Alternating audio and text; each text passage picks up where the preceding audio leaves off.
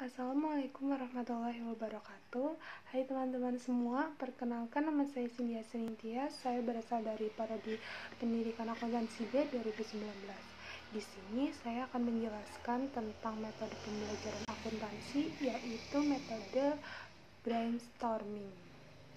Sebelumnya kita harus mengetahui dulu apa itu metode pembelajaran menggunakan brainstorming. Apa itu metode brainstorming? Metode brainstorming adalah salah satu metode mengajar yang dilaksanakan oleh guru di dalam kelas, yaitu dengan melontarkan suatu masalah ke dalam kelas oleh guru.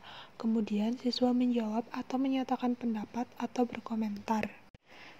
Kemudian, langkah-langkah dalam metode brainstorming. Yang pertama yaitu tahap pemberian informasi dan motivasi atau orientasi. 2. Tahap identifikasi atau analisa.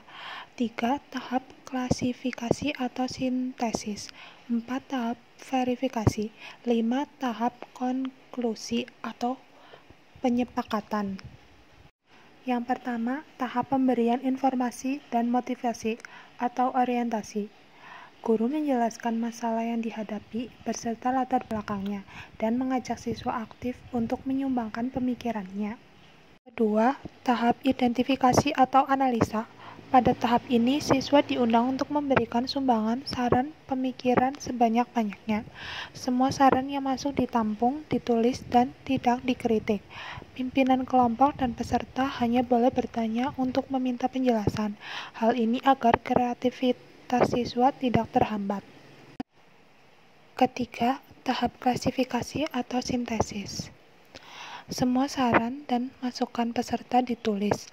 Langkah selanjutnya mengklasifikasikan berdasarkan kriteria yang dibuat dan disepakati oleh kelompok. Klasifikasi bisa berdasarkan struktur atau faktor-faktor lain. Yang keempat, tahap verifikasi. Kelompok secara bersama melihat kembali sumbang saran yang telah diklasifikasikan. Setiap sumbang saran diuji relevansinya dengan permasalahannya. Apabila terdapat sumbang saran yang sama, diambil salah satunya, dan sumbang saran yang tidak relevan bisa dicoret. Kepada pemberi sumbang saran bisa diminta argumentasinya. Tahap konklusi atau penyepakatan. Guru atau pimpinan kelompok beserta peserta lain mencoba menyimpulkan butir-butir alternatif pemecahan masalah yang disetujui. Setelah semua puas, maka diambil kesepakatan terakhir. Cara pemecahan masalah yang dianggap paling tepat. Kelebihan dan kekurangan metode brainstorming.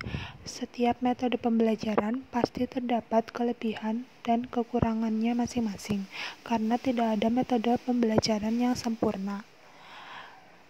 Kelebihan metode brainstorming. Yang pertama, mendorong siswa untuk aktif, berpikir cepat, dan tersusun logis. 2. Mendorong siswa untuk menyatakan pendapat. 3. Merangsang siswa untuk berpendapat. 4. Meningkatkan partisipasi siswa dalam menerima pelajaran. 5. Siswa yang tidak aktif mendapat bantuan dari temannya atau dari guru. 6. Terjadi persaingan yang sehat. 7. Siswa merasa bebas dan gembira. 8. Suasana demokratis dan disiplin dapat ditumbuhkan. Kekurangan dari metode brainstorming. Yang pertama, guru kurang memberikan waktu yang cukup kepada siswa untuk berpikir dengan logis, karena siswa dituntut untuk berpikir cepat. Yang kedua, guru hanya menampung pendapat, tidak pernah merumuskan kesimpulan. Artinya, guru itu tidak boleh memberikan komentar terkait jawaban siswa, benar ataupun salah. Yang ketiga, anak yang kurang selalu ketinggalan. Artinya, anak yang kurang cepat dalam berpikir akan selalu tertinggal dengan teman yang lebih berpikir cepat. Lalu, yang keempat, siswa tidak segera tahu apakah pendapat itu betul atau salah, karena guru tidak diperbolehkan untuk memberikan komentar. Yang kelima, tidak menjamin hasil pemecahan masalah, karena tidak adanya kesimpulan dari guru. Yang keenam, masalah dapat berkembang ke arah yang tidak diharapkan. Artinya, bisa saja masalah muncul karena jawaban siswa yang melenceng dari permasalahan tersebut. karakteristik dari metode brainstorming. Setiap metode pembelajaran pasti memiliki karakteristiknya sendiri, karena karakteristik bertujuan untuk membedakan dengan yang lainnya. Berikut karakteristik metode pembelajaran brainstorming. Yang pertama, ide tanpa batas. Dalam pengumpulan ide-ide dari kelompok, semua pendapat diterima. Tak ada yang boleh mengkritik, menyanggah, atau melewatkan satu ide pun. Segila apapun ide itu, entah logis atau tidak logis, semua diterima. Jangan biarkan satu orang pun ragu mengungkapkan setiap ide yang terlintas di kepala mereka.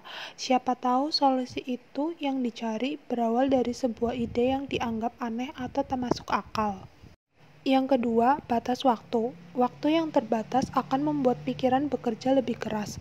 Batas proses brainstorming dengan singkat, sekitar 10-20 menit. Pastikan brainstorming dimulai dan diakhiri tepat waktu. Singkatnya, waktu juga penting untuk mengurangi candaan yang tidak perlu, meskipun tidak dilarang. Karena ide cemerlang kadang keluar saat kita mencari ide yang konyol untuk bercanda. Yang ketiga, catat. Yang tak boleh tertinggal dalam brainstorming adalah satu orang yang cukup cekatan untuk mencatat semuanya. Semua usulan yang masuk wajib dicatat.